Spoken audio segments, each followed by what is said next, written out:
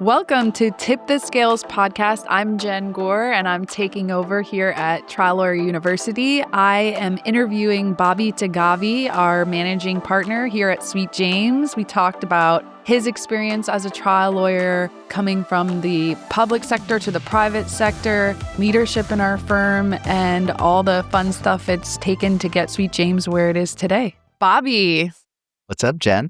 Welcome to Tip the Scales podcast. Thank you. I want you to go ahead and introduce yourself. I know you. We work together. We do. At Sweet James, but go ahead and introduce yourself and just tell the audience here a little bit about you and your role at Sweet James. So like you said, we work at Sweet James together. I'm the managing partner there. So I manage the day-to-day operations on the legal side of Sweet James. And I work with you and our partners in Arizona and everywhere else in California, and we run the firm. And you also do some litigation. I do. I try to do one or two trials a year. I'm a trial lawyer by trade, so running the firm, it has become my main job. But before this, I was a trial lawyer for a very long time. And can you tell us a little bit about your background? I know about your background, but I think, not everyone knows. Yeah, so I was left, after law school, I started at a large white shoe law firm, hated life, and did, ungodly hours of billable hours. Did that for about 6-8 months and realized not very good at it. So I have to go get into the courtroom because I think I'll be good at that.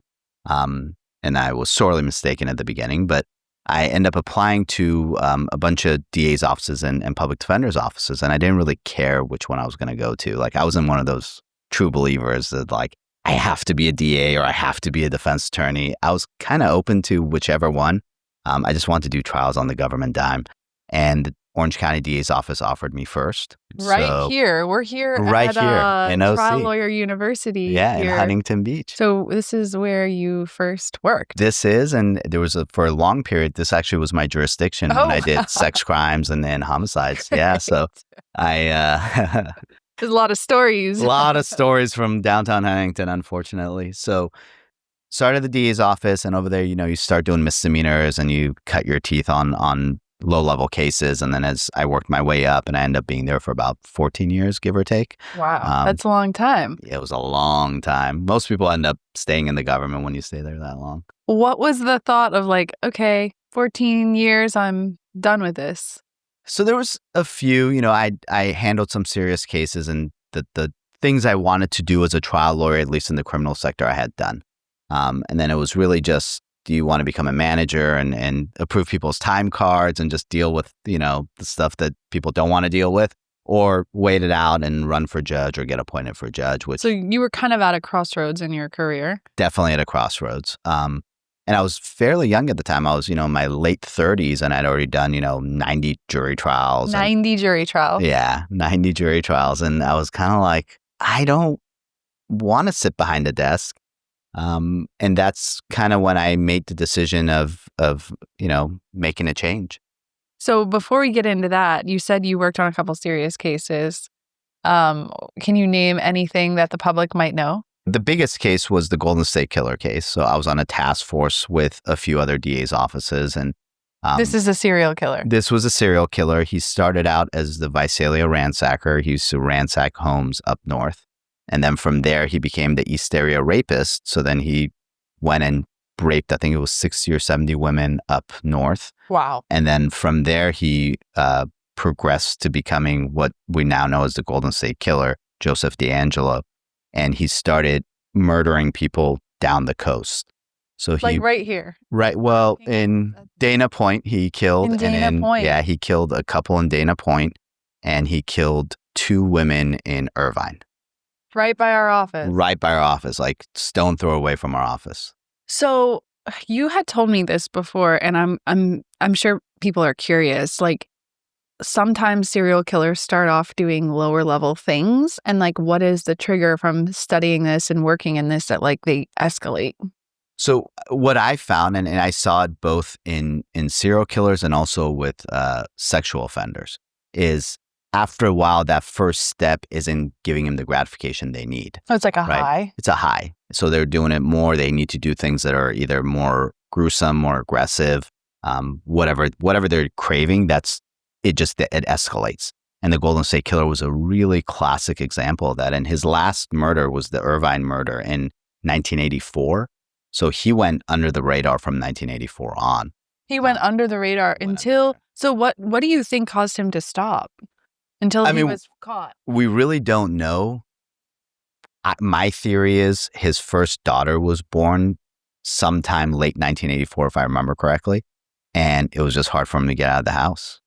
Before that, he would just go out at nights, and he was married. And when we arrested him, he had a family and everything. But yeah, I think his first daughter being born didn't give him the opportunity, or he just did some that we don't know he did.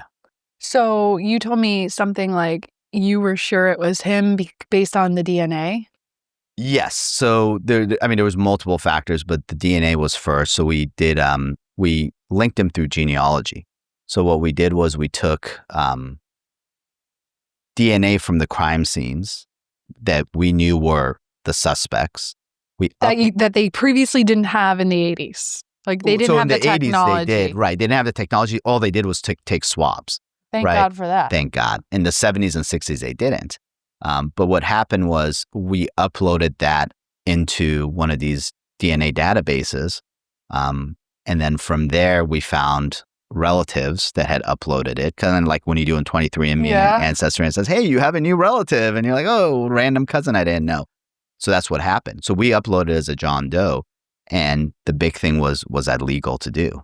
And we had to get search warrants, and it was a whole legal analysis beyond the scientific analysis of it. New law. It was brand new. No one had ever done it. What year was this? This was 2016, maybe. Oh, wow. Yeah, 15, 16. On the cutting edge of law, Bobby. Cutting edge of law, which is funny because I failed all my science classes and definitely didn't want to become a doctor. But the desire and the curiosity of the thrill of figuring this out was probably driving you. Yeah, it was cool, and there was a lot of much smarter people on that task force. And it was uploaded, came back to him, or came back to a family member. We did a family tree, end up linking him as within that demographic, age range, through his dad's side of the family, and then we end up with 2 or 3 people.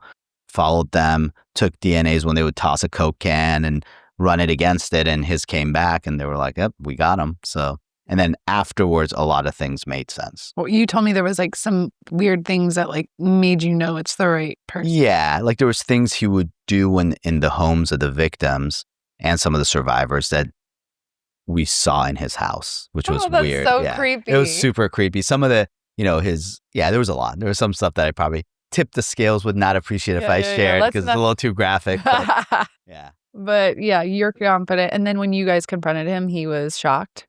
No, he, I've watched his, I watched his interview, I don't know, at least 50 times, and he never said it. So, and by interview, I mean the interrogations, and, every detective from every, agency that he had murdered someone would take a stab at him, and he would not say anything. So and then never spoke. No, when they would leave, he would have these weird schizophrenic talkings to himself that we were recording, but he never said anything one way or the other. So wild. Yeah, really weird. So you did that case, and then you make the transition to the private sector, and you came to personal injury. Yeah, with a little pit stop. So right when I left the DA's office, it was, I think, September 30th, October 1st, I have a buddy of mine call and say, hey, I have this PI trial coming up. I know you've done a bunch of trials. Do you want to come do it with me? And I was like, sure. So, did you know the civil rules? Didn't know anything. I knew because the evidence. They're very different. For the general public, people may not realize. Most of our audience is lawyers, but, civil and... They are until you get into the courtroom, right? Because the evidence and the etiquette in the courtroom are very much the same. Similar. It is the same, right? Yeah. So the nuances obviously aren't, but that's what I had him there for. So did that trial, and then I ended up opening up my own shop for did? I did. So what I was opened up it my called? own shop, Taghavi Law Group. What's Taghavi Law Yeah. Group? Okay. So Taghavi Law Group, which still exists. And it's an entity here. It's an entity here with Sweet James. So Taghavi Law Group, and what had happened was when I first left, all these detectives, police officers, federal agents I used to work with, as I ran federal task forces and stuff, they all started referring people to me. Criminal or personal Anything, injury? anything. So you're doing right? a lot of So stuff. I'm doing a lot of random stuff. I'm almost like a general counsel for all these like police unions. I was part of our union. So like, a police officer's, wife wants to bring a family member here on a visa. They would call me and I would either outsource it to like an immigration lawyer or so I Try to figure it out. Yeah, I just had this suddenly not very small operation, right? It wasn't huge, but it was like I was constantly getting cases, all sorts of random cases. Referring a lot of it out because it was outside of my practice area. I did one criminal defense case, which was a lot of fun because as a criminal defense lawyer, you can kind of do whatever you want because the other side can never really appeal the case, right? So that was fun. Did that one, which was nice. And then, very nice. Yeah. Other than that, so then during that transition, I had started talking to Steve Mayer, who's our other partner in Who you Sweet knew. James. Yeah, so I've known Steve for, I think, going on close to 30 years now. Oh my gosh. Yeah. So I'd known him. I'd been close to him. We, traveled the world together when both before and after we had families.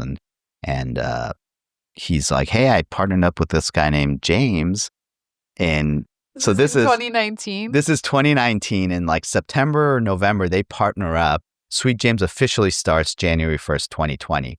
And starting, I think it was, and then the pandemic happened and there was a shutdown. I think it was like May or June of 2020. Steve and I are just talking and he kind of floats the idea of, hey, you want to come here? And we were at the time, there was like, I think 40 employees, maybe 35, 40. And, what a moment in time. I know, craziness, right? So I was kind of on the fence. Not really. I just didn't know what was happening with my business, right? And then I kept going over, and again, it was the pandemic, so I'd just go over there and we would hang out in Steve's office with James and Steve and just keep talking through it. And shortly after that, they hired Ashkan as a litigation lawyer, but the courts were closed, so he was just kind of chilling at home. And I ended up in July taking a trip with the 4 or 5 lawyers and Steve, and they were like, just come over, just do it. And so I started pretty much in July or August, kind of going to the office a lot, but then my official first day was October 1st of 2020. How was that transition from, you're kind of doing your own thing to just personal injury? I think the transition was bigger from going from the DA's office to both doing my own thing in personal injury and private. Yeah, because I didn't do my own thing for a very long. I mean, it was a year, but 4 months of it was a shutdown, and then the other times I was kind of still talking to Steve and doing the Sweet James stuff. So the transition is interesting because you're dealing with so many different aspects of a business, right? Not just the case handling, right? I'm like talking about marketing and talking about intake case cycles and intake, which you're a pro at, and inventory and people's raises and HR and all this stuff is just constantly coming at you. So that was a transition, and Steve is brilliant when it comes to the business side of it. I think he's probably the best operator in the country. Agree. And I think that's not a lot of. Most people wouldn't disagree with that. I don't think there's a lot of other people that would be in that top 1 or 2 operators. No, he has a way of looking at the business that's pretty unique. And I think that's why we were both drawn to work with him. I really trust his business acumen. And I think you bring to the business such like a rapport with the staff. And even, Steve had told me when I first met you, like, Bobby had such a great reputation in the public sector for being able to manage like difficult situations. And so like, how do you pull that off? Well, when you're dealing, especially at the DA's office, most of the people you're dealing with are cops, right? Or federal agents. So guess what? Whether they're female or male, they have very alpha personality. Okay. So you're dealing with like super alpha humans who are, out there doing all sorts of dangerous stuff all day long.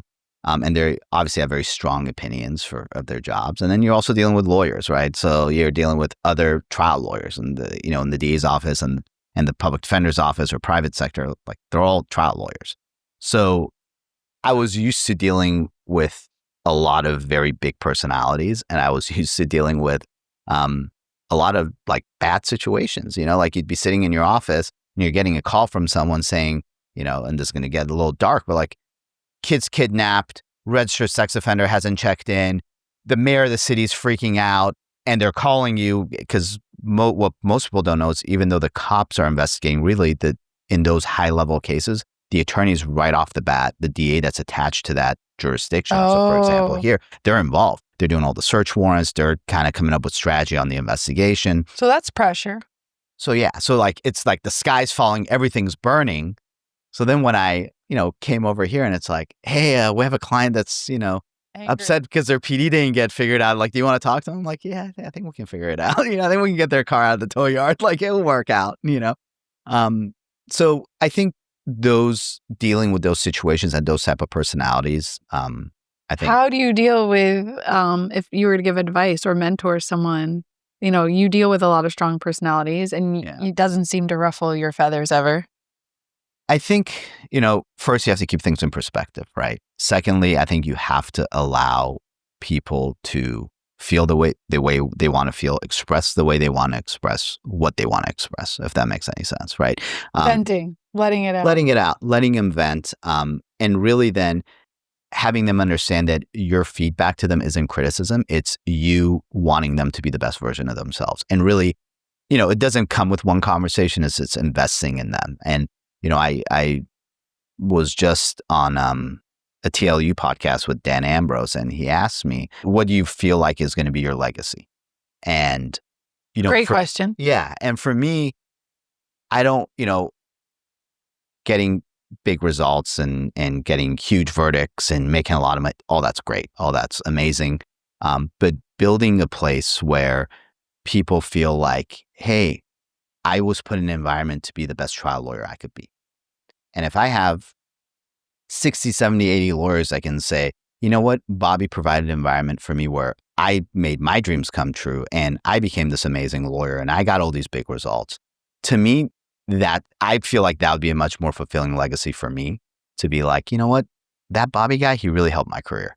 And I think if you approach it that way as a business owner or as a supervisor or as a manager, then people will go the ends of earth for you because they know you would do the same for them. You're invested in their career and their livelihood, right? Yeah, you do have that rapport. You're, involved even with our Atlanta attorneys. I think amazing group of people. Yeah, we have a great team there, but you bring such a level of experience and, competency as a trial lawyer. And so I think you get a lot of respect. But then, there's a lot of trial lawyers who have difficult personalities and you never appear that way. You're like... It's like I'm not using my outside words inside or inside words outside. I'm trying to throw like a George W. I don't think I've ever seen you yell at the team or anything like wild like that. Yeah, I don't. It's not your style. No, it's not. I mean, honestly, other than the only time I really think I get really, really intense is during rebuttal arguments. Even during like cross-examination, I'm more of a smart ass than I am you can't handle the truth. Like that's not my jam. My jam is much more like, all right, come on now. We all know you're lying. Like let's just get through it. Yes.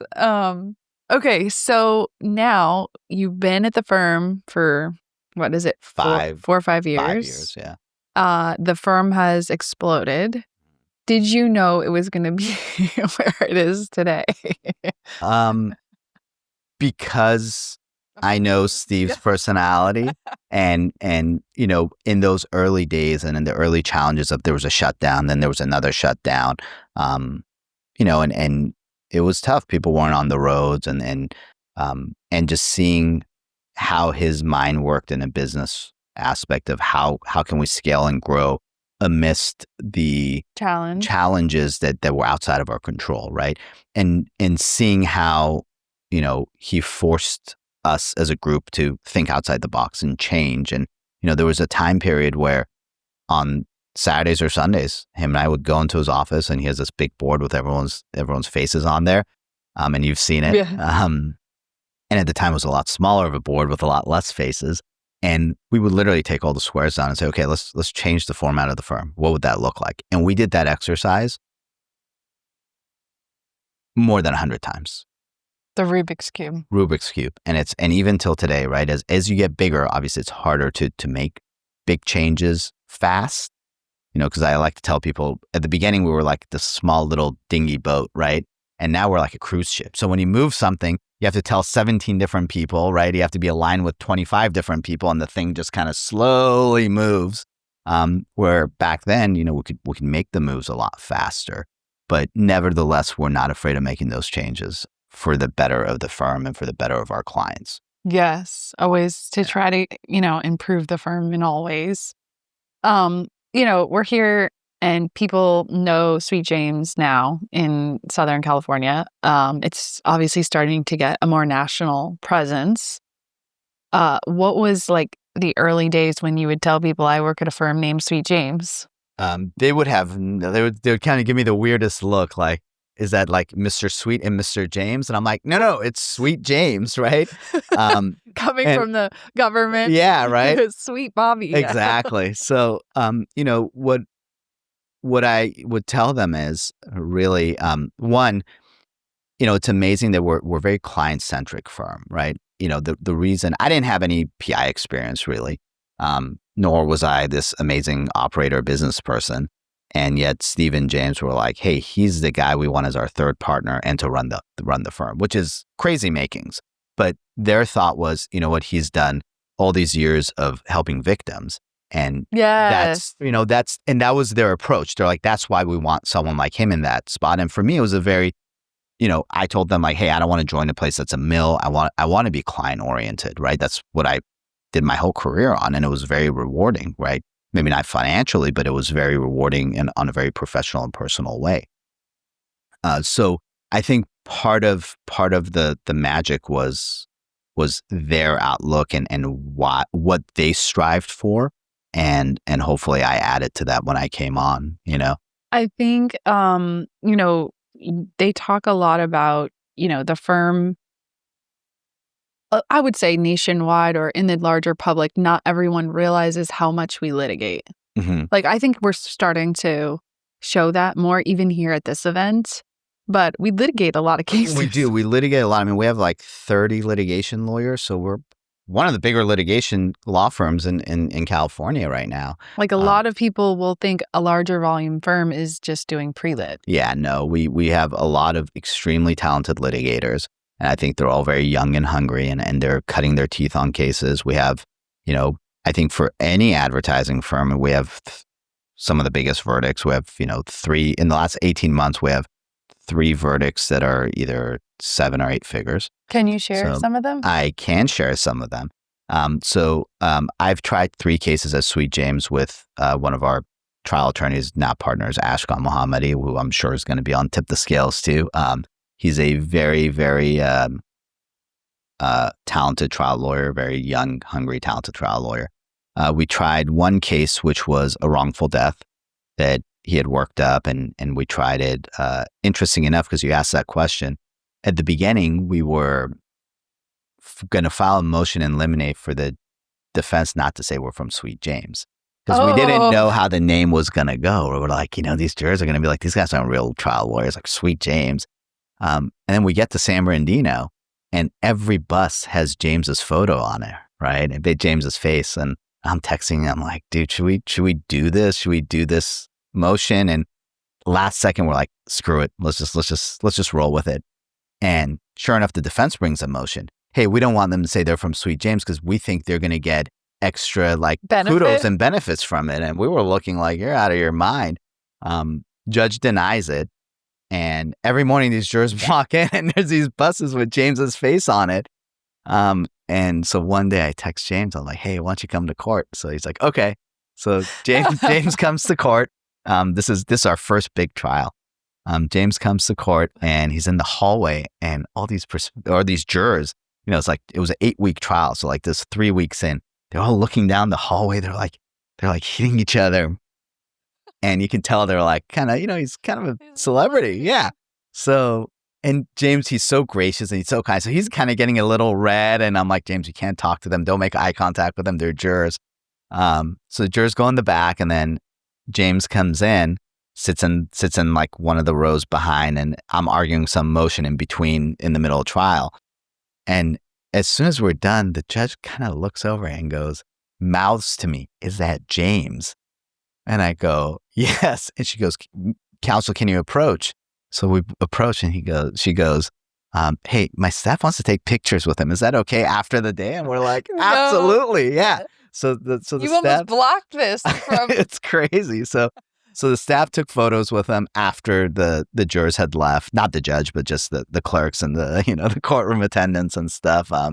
But yeah, so most people, we've done, on some of the other bigger cases, we've done focus groups, and if anything, people think because of the breadth of reach that the firm has that we do good work, and which is true, we do good work. Yeah. But anyway, so that was the first trial, was in San Bernardino. And what was the verdict? It was a wrongful death. I think there was no offer.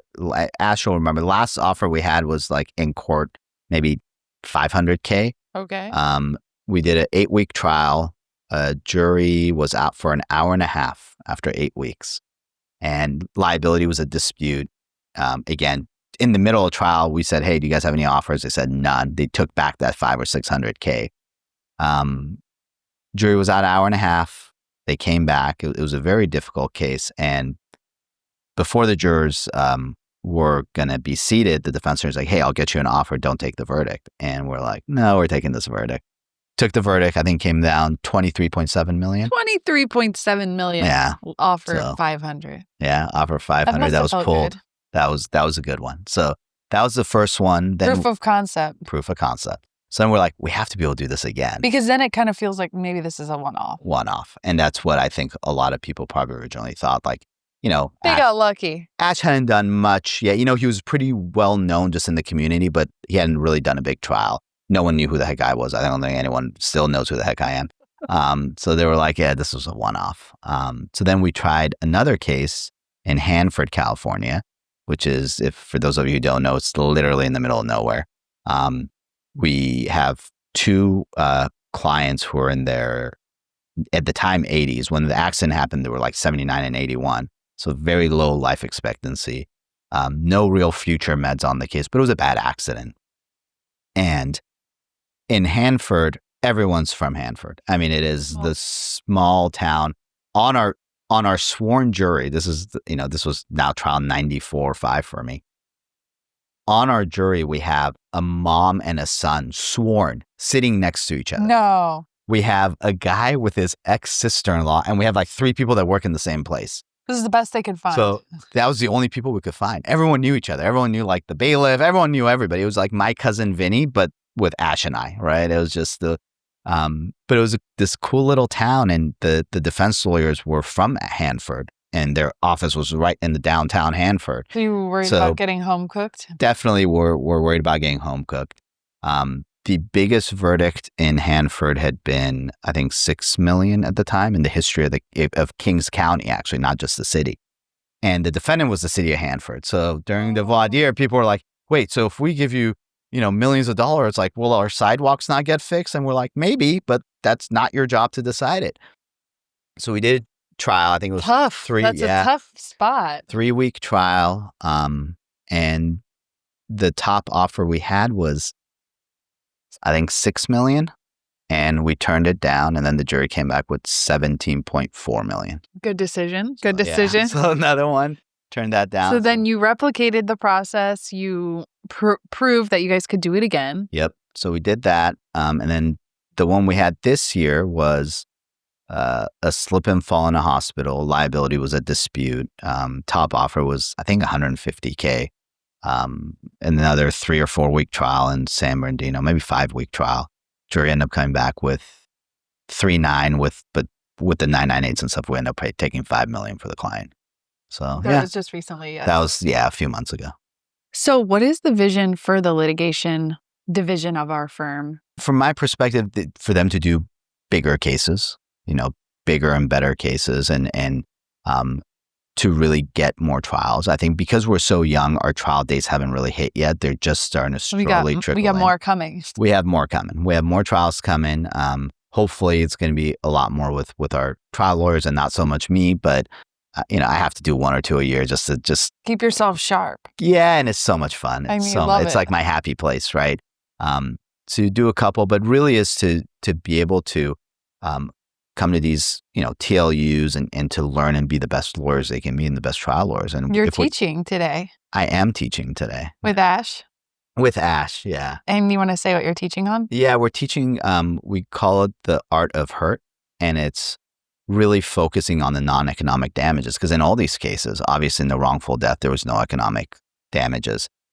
We, I think, stipulated to $100K or $150K in the Hanford case, and I'm pretty sure we waived or stipulated some very low amount in the slip and fall case.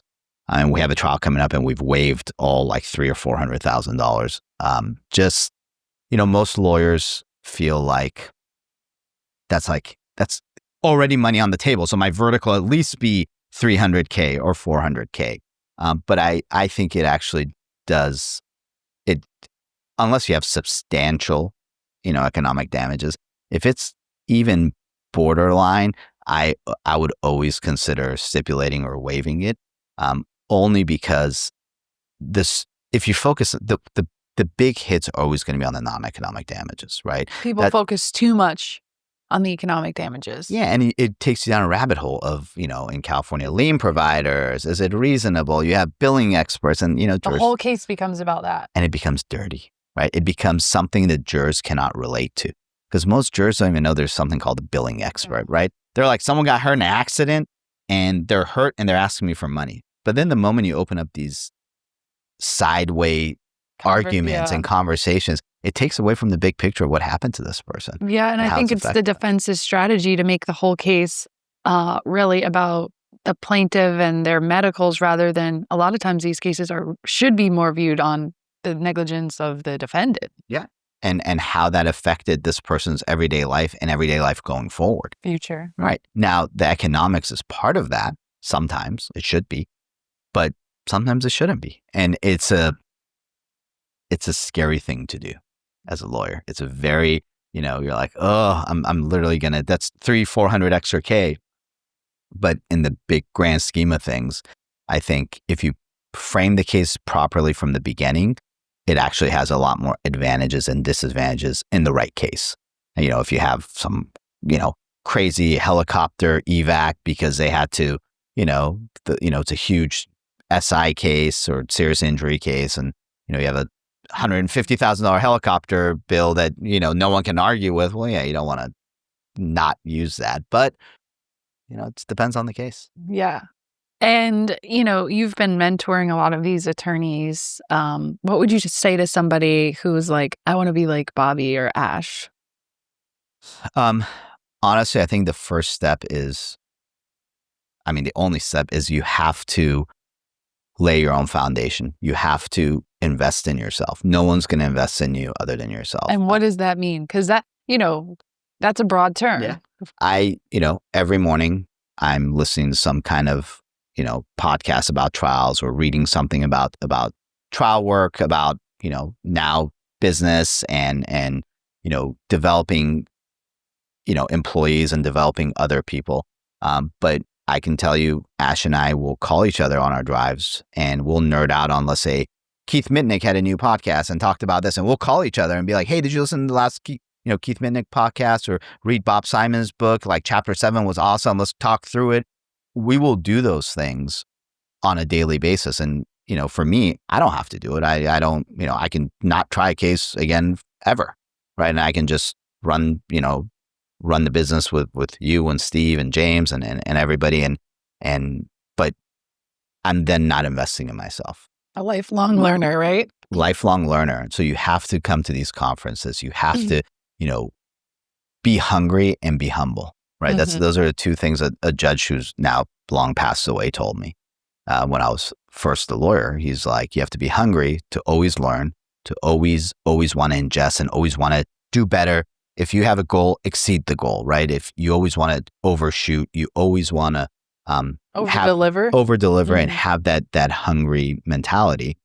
And you always want to be humble because you're not going to be the smartest guy in the room. You're not going to know everything. And, I took that really to heart because, I've had trials where I used to have, trials where it would be, courtroom TV would be in there. There would be, six forensic files would be in there. It would be a packed courtroom. It's like this gruesome case. They had me all mic'd up and I'd be crossing, some defense witness. And on break, I'd walk up to a law clerk and I'd be like, hey, what'd you think of that? Like, do you think I could have done something better? And they'd be looking at me like, no, sir. I think, and I'm like, no, I want your opinion. Like as someone who doesn't know anything beyond being like a law clerk or an intern. How does this land? How did it land? Mm-hmm. Right. And I would learn from them. Right. I would learn, and I'll take tidbits from people that had no idea what we do for a living. Right. They don't have that preset expectation. They don't have that preset. And you can learn from everybody. You learn from friends, from family. Like every trial I have, even now, I'm running it by my friends, by my family. I'm like, just, hey, what do you think of this? What do you think a jury would do this? Why not? Tell me, give me some inputs, because we all come from different life experiences, yes. Right? I think that, and just, you have to work your ass off. There's no, for me, I'm not well spoken. I don't sound like a lawyer like some of my colleagues and some of my friends do. No, it is. I mean, I have some buddies who I'm like, man, you sound like a TV lawyer. I don't have this big presence. Like, I'm not this like 6'4", like, what you imagine as a lawyer. And I'm sniper. Right. And I'm definitely not the smartest person in the room. So what I do is I learned to have to work my ass off. And, as a young lawyer, I'd go against these super experienced, you have a guy who, gets in a bar fight in Newport Beach, or has a domestic violence case, or has a DUI. They're going to hire some extremely experienced, very, high dollar defense attorney. But that's not a serious case in the criminal justice system, right? So they would give it some brand new lawyer. And I would try cases against these guys that were just brilliant. And the only way I could try to win was know the file like the back of my hand. Yeah. And I would work, and I still do when I'm in trial, 2, 3 in the morning on a Saturday, because I know the other side's not. Because I know they're going to have advantages that I don't, whether it's experience, whether it's presentation, whether it's intelligence, whatever it is. I know I can make up for that without working that. And I think that's, as a young lawyer or as an old lawyer, like there's no substitute. Yeah. No substitute. I joined the firm about 6 months ago. Been a wild ride. People will come up to me and say, why would you, close your firm or, sell your firm to come work with other people? Like, it's so crazy. You obviously kind of, in a sense, left your firm to come, join Sweet James. Looking back, would you rather be, Taghavi Law right now? Or, it's hard to explain to people, like, the benefits of working with other people that bring other things to the table. Yeah, I think it allows you to grow in a way professionally, personally, that you wouldn't if you're just running your own shop. And I think, for me, I mean, I consider, when I look at Sweet James, I look at it as my baby, just like Steve does, just like you do. One of the things that's I think one of the most beautiful things about Sweet James is none of us have egos, right? The firm doesn't say, Mayor Taghavi, Gore, Bergner, right? Or Bergner, Mayor Taghavi, Gore. It says Sweet James. Yes. And it's, we all strive for this brand, and it's not about my name. And like I said, most people don't even know who I am when I walk around here, and I'm like, great. Like, I don't care. Right. For me, are we doing good work for these clients? And Steve feels the same way. And James can't hide from it, but he feels the same way, right? Everyone knows who he is. But even then, none of us have our name on the door. We're just striving to be the best law firm for providing an amazing place for people to work, and also to do amazing work for the clients. And I think that allows for someone like me or you to be like, you know what? I am part of this. This is not me working for someone. This is me being part of a bigger thing. Yeah, it feels like you can kind of lean into your strengths, because, like, I know I don't have to be the trial lawyer because you've got that covered. And, I feel like I bring a lot of stuff around intake and sales and all that. I have no idea. Yeah, about, so and it's great. like we are like, you remember like Captain Planet, where like everyone Yeah, has their yeah. like superpower. They all come together. Yeah, like I feel like when Or I was Voltron. when I was on my own, I was always trying to like be everything, and like I've been able to like really lean into the things that I think almost like double down on your strong suits, and then know that these other areas are not being neglected because other people are kind of covering them. Yeah, and then between that and the cross-pollination, you learn, right? So what happens is if, when I see how you run an intake meeting, so if you're on vacation, now guess what? I can come replicate that to make sure your department's not burning, right? Because We all I've learned help from each you, other, right? yeah. And it's the same. So, you'll learn from each other. So you'll grow in that way, but you also don't have to worry about a department because you're like, you know what? Someone else got it and they're going to do a great job, better than I would do. Yeah, I call you sometimes on like, if I don't know how to talk to the team or whatever, I'll say like, Bobby, okay, like you're good at this. You're good at like getting people excited about, Yeah, I mean, on the legal same, side, right? So I feel like I've said to people before, like when you join a firm like this, it's almost like joining the Olympic team. Yes. Like you're not going to join the Olympic team thinking you're going to work less, right? No, not at all. Right? No, not at all. But you join the Olympic team because you know that team is going to make you better. Yes. And we're going to win. Yes. And we're going to win. We're going to have the most gold medals and we get to bounce stuff off each other, right? Like you ran your own business for a very long time, very successfully, right? So there's things about that I take away every day, right? Just like Steve has ran 100 businesses, right? So I think we all, like you said, like Captain America or Captain Planet. Yeah, Captain Planet Earth, or Voltron wind, fire. or whatever. Yeah. We all come together and it really is. And we have a lot of really, really excellent partners and supervisors. And like a lot of firms you go to, there's like a couple A players. Our executive team, like, it's outrageous. It's outrageous. It's like a lot of unicorns. Like I've never seen. No. Like one after the other. Yeah. It's like, where did we find all these people? No, and and everyone comes from different walks of life and they have different strengths, I think a lot of us end up realizing that we can do it on our own, but it's a lot more fun and we're a lot more successful doing it together. Yeah. And that's the best way I can kind of describe it. Yeah. It's been such an awesome experience. And, I'm just grateful for you and like all the support you guys have given me through this process. It's been a two-way street, right? Like we, even this morning, we're like strategizing, talking about how to do things better. And it's being vulnerable and knowing, hey, I don't know everything and I need your help. It's a tough thing to do in our position, right? Because now, through our years, we've grown, we've been fairly successful and most people look at me like, oh, why would you ever ask for help? And it's like, no, it's the exact opposite. Yeah. The bigger you get, the more successful you get, the more you should ask for help because it's harder to then break that next scene. We're always in foreign territory because of our growth trajectory. Yes. Like what was working maybe 6 months ago, a year ago, it may not work. Yeah. And so it usually doesn't work. We've got to like constantly reinvent. Yeah. And you reinvent yourself, you reinvent the business. I don't know if you ever remember Steve Jobs' commencement address to Stanford. It's something I watch all the time. It's one of those very, for me, transformative speeches. And there's a point in it where he says, I started waking up every morning and look in the mirror. And by like the 5th time, I was like, I'm not doing what I want to do. That's a bad I made day. a big change, right? And for us, it's like that. We wake up and we're like, okay, things aren't looking right today, tomorrow. By the 3rd or 4th day, you need to change it. The moment you don't and you just let it, fester, that's when bad things happen. I think that's one of our core values that we all like are driven by is like action, right? Yep. Any action is going to at least create some momentum in the right direction. Yes. So Steve always tells us err on the side of action. Just do it and then figure it out later. Yeah.